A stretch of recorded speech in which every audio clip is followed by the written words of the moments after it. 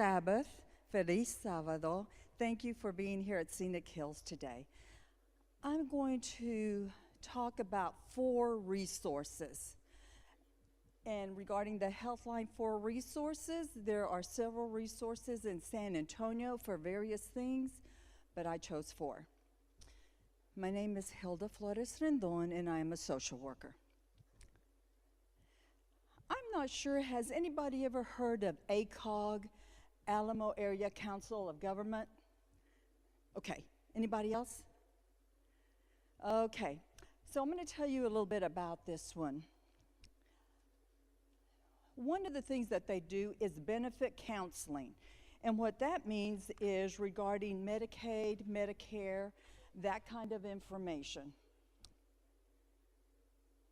One of the things that they do is they do provide counseling, but they work especially with children and adults with IDD, intellectual development disability.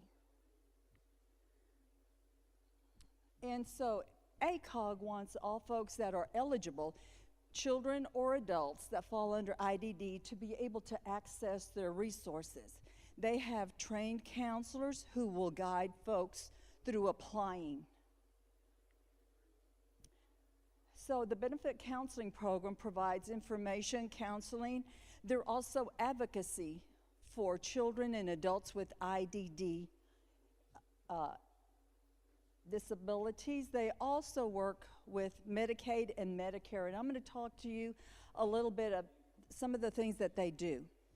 As counselors, they will help people with Medicaid, Medicare, SSI. If you get denied SSI and you can prove up your paperwork, if you have that information, they will help because they also provide legal resources. They help people when they're trying to get on Social Security and continue to get denied. They help seniors that are dealing with Medicare fraud and scams because, you know, we've talked about how the very elect will get scammed.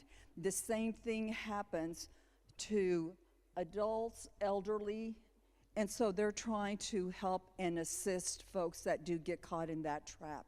They also provide legal assistance. And here is, I'm going to break it down a little bit more. They provide assistance to older adults and persons with disabilities, so they'll help complete and submit the applications needed for Medicaid, state long-term care services, and if you've ever had to go to one of the local government offices, I'm not sure if you have found folks to be, so forgive me, because I've been there, rude, won't help you, tell you to come back, you're missing this paperwork, you're missing that paperwork. It is very difficult, and you know, when I've had to call, I don't know how somebody who is intellectually has issues, challenges, how they can work through those phone prompts. It is very difficult. They also help folks apply for SNAP and Medicaid. The legal services that they are able to provide to adults is to help them with wills, help them with power of attorneys, advance directives, and a lot of times your doctors will give you advance directives, power of attorney, and you can take that and you can go get it notarized and completed. But there are some people who don't have those resources.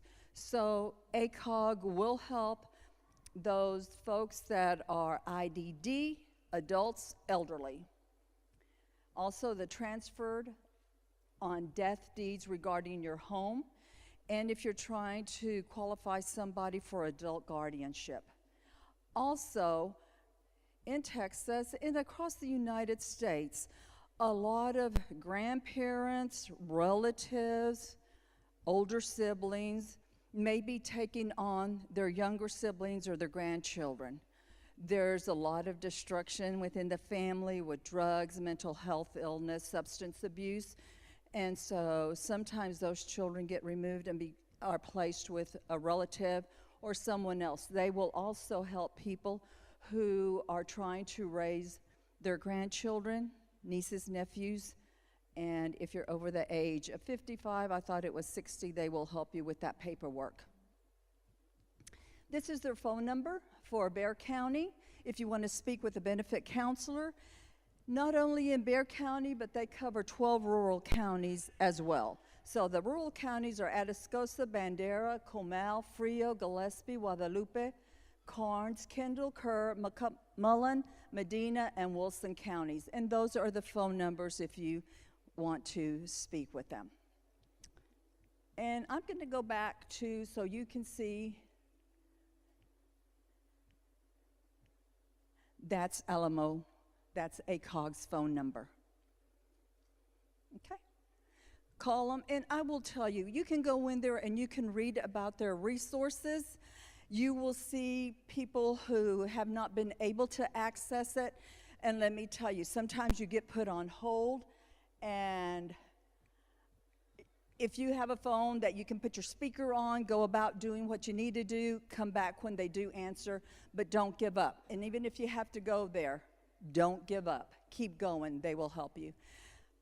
The next one is Texas Department of Family and Protective Services. This is what a lot of people think is CPS, Child Protective Services. But under that, they have various agencies, various programs. So just wanted to let you know what they do have. They have, this is where you would call the child abuse and neglect. If you have seen, if you suspect, all you have to do is suspect that a child has been hurt, and you would call this number. And I will show you the number in just a little bit. Also, this is if you have seen an elderly abuse, if you're going into the home, if you suspect that an elderly person or someone that is disabled is being hurt, they're not being cared for, they're being exploited by maybe grandchildren, maybe by their own children coming in and using up their resources. They also investigate abuse of children that are in daycare centers. You have your child who goes to a daycare center, you pick up your child. When you left your child, they didn't have a bruise, they didn't have bite marks. Now, some of those may happen with other children, right? That happens when you have a bunch of children together, that may happen. But if you call and there is no explanation for how your child got hurt, you should be suspicious. Because if they're caring for their children and there's a child staff ratio, they would have heard when the child started crying if somebody hurt them. They would have been in pain. Somebody should have been alert.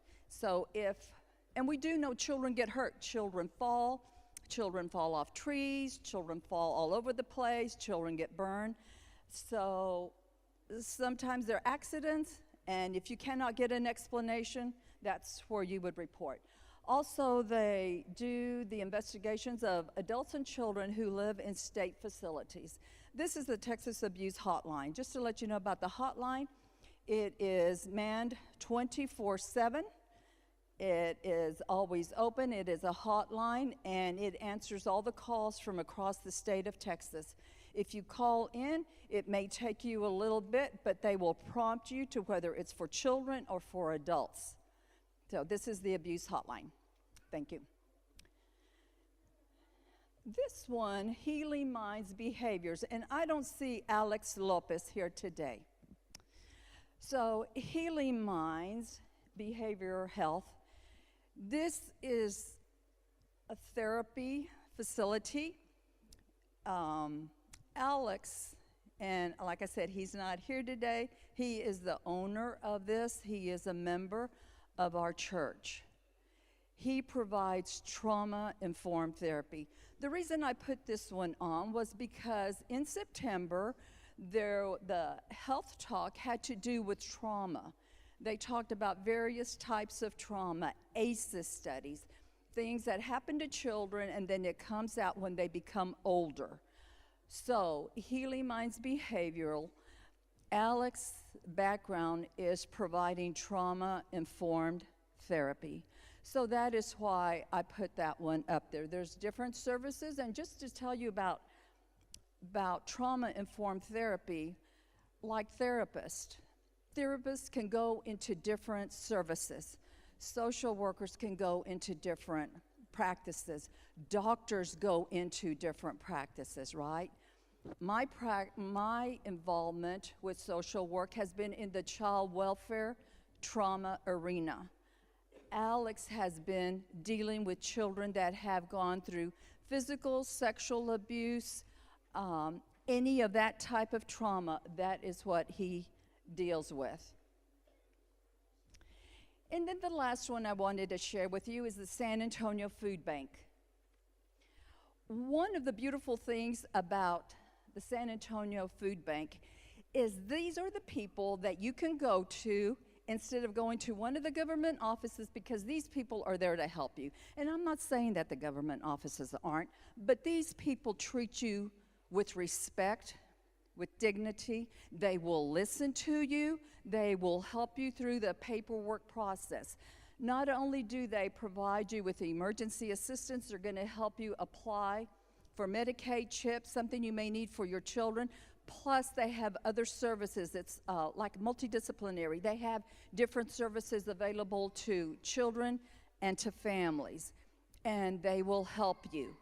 They will help you with the process. They will help collect the paperwork. They will try to make it as easy as possible. And this is available to anyone. It is on Highway 151. And probably right now and in November and December, they're going to be looking for families, children to come volunteer. And I know Scenic Hills Christian Academy has gone over there to volunteer before. So thank you very much. These were only 4 resources. Again, there's many resources out there in San Antonio, and I hope these will be helpful, and maybe you can share one day with someone else. Thank you very much.